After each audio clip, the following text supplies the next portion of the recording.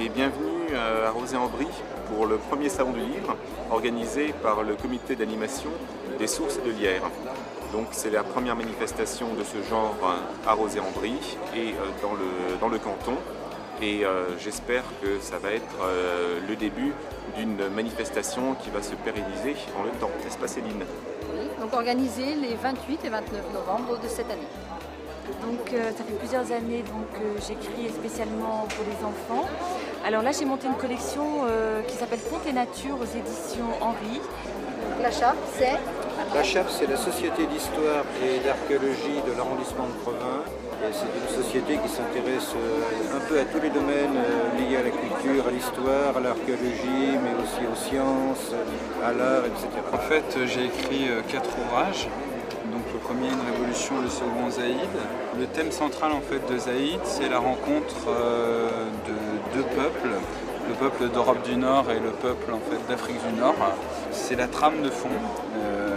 Derrière, il y a toute une histoire, un récit fait d'aventure, fait de bataille, fait d'amour. Donc une littérature historique, d'aventure, mais également engagée. Oui, tout à fait. Non, en fait, vous avez le premier, donc attention RP quand les filles des impôts s'en mêlent. Celui que vous avez dans les mains, c'est le deuxième.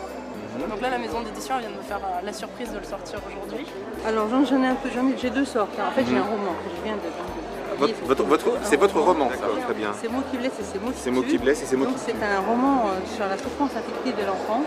Oui, la restauration, c'est remettre en état un livre dans son jus d'origine, c'est-à-dire en conservant tous les matériaux d'origine et en refaisant à l'identique la couture ou les tranches-fils qu'on voit ici par exemple.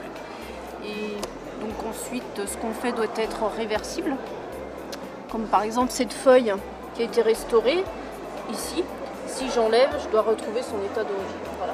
Mesdames, Messieurs, chers amis, le comité d'animation des sources de Lierre, son président, ses membres, M. Laurent Lepy, président de la communauté de communes, et l'ensemble des organisateurs vous souhaitent la bienvenue à ce premier salon du livre et tiennent à remercier chaleureusement les participants qui honorent de leur présence cette manifestation. Nous remercions Patrick Persig, maire de Rozay-en-Brie et président du SMIVOS, ainsi que les services techniques de la commune de Rozay-en-Brie pour leur accueil et leur appui logistique. Nous remercions Christian Jacob, député de la circonscription, d'être présent aujourd'hui. Et puis un salon du livre, c'est quelque chose qui s'inscrit dans le temps. Donc moi je ne doute pas que l'année prochaine et encore l'année d'après, eh bien il arrivera un jour, il faudra que le maire de Rozay repousse les murs du gymnase pour accueillir ce salon. Mais vraiment un grand coup de chapeau aux auteurs qui sont là, parce que c'est plus d'une quarantaine d'auteurs qui sont présents, qui ont répondu favorablement, l'ensemble des bénévoles qui se sont mobilisés. Pourquoi un salon du livre? Osons le dire, simplement pour le plaisir. En effet, le pessimisme est bien souvent de rigueur quand il s'agit d'évoquer le livre et la lecture. Baisse sensible du lectorat et du nombre des grands lecteurs en particulier, désaffection des jeunes générations pour une activité concurrencée par de multiples loisirs, peut être moins exigeant. Difficultés économiques du secteur de l'édition et de la librairie.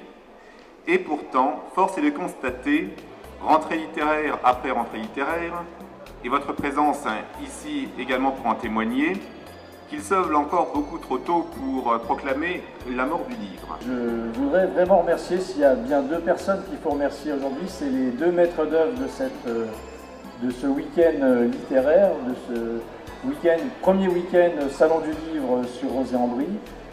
C'est évidemment Frédéric Nassau qui vient de prendre la parole et Céline Michard, qui sont vraiment les deux chevilles ouvrières, et il faut les applaudir très fort parce que...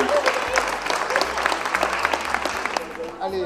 Bravo Floriane, 11 ans et déjà une première nouvelle. Bon, allez, elle va se présenter. Philippe Bérillon, directeur de l'école élémentaire de Courpalais. Oui, Courpalais. Vous pouvez nous parler de vos ouvrages?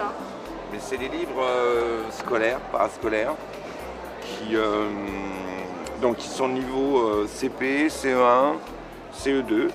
Ce sont des livres de français, donc chez la grammaire, chez la conjugaison, et en 2010, l'orthographe. C'est publié chez Retz. À partir de septembre 2010, les aventures de Léa Paille-Poutre au théâtre à Paris. Je conseille à tous les enfants d'y aller. Qu'est-ce que vous pouvez nous dire un petit peu sur toute jeune votre travail? Toute jeune maison d'édition qui a été créée en 2007 dans le nord de la Seine-et-Marne à Montceau-les-Maux. Et donc l'idée c'est de mettre à disposition du public des ouvrages anciens relatifs à la Seine-et-Marne et également bien évidemment des créations d'auteurs, de jeunes auteurs seine-et-marnais. Je vois également que nous avons le groupement archéologique de Seine-et-Marne. Bonjour madame, bonjour monsieur. Dictionnaire historique et topographique. D'accord. Vous avez combien de membres dans cette société? 200. 200 membres. Vous êtes Monsieur Lucisano, voilà. Lucisano. Je suis auteur de ces 2 albums sur les Gaulois. C'est vous qui dessinez? Non, j'écris l'histoire, le scénario. L'objectif ici, c'est de montrer une autre image des Gaulois, une image un peu plus réelle, plus basée sur les découvertes archéologiques, une société différente de celle que nous avons l'habitude de voir. Vous avez à la fin un cahier pédagogique écrit par des spécialistes qui apportent un petit complément d'information. Des petites précisions sur l'époque concernée. Voilà. D'accord, très bien.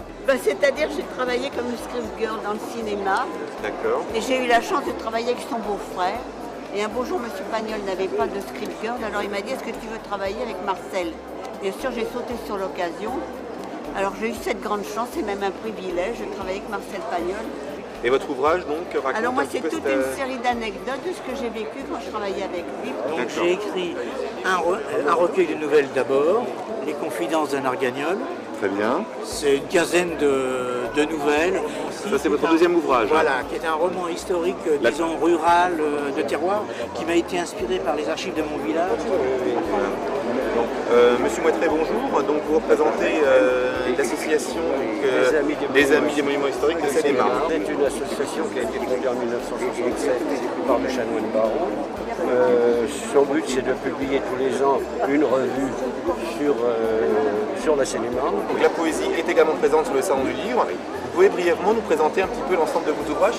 Alors l'ensemble des ouvrages, d'une part une biographie concernant un bagne où j'ai cassé des cailloux dans les années 68. Un livre drôle, là par contre, sur laquelle là, je tape sur les médias et les politiciens pour se détendre. Donc de l'humour aussi. Ah, de l'humour, mais assez acide. Alors il est question d'un thriller psychologique. Et ce qui fait que il sort un peu des sentiers battus. Généralement le thriller se rapproche beaucoup du roman policier. Moi j'ai pris plutôt le parti de faire mener cette enquête par un chirurgien. Voilà. Malédiction ou folie? Je vous pose la question. Et bien là, c'est le thème du livre, il faut justement le lire pour le savoir.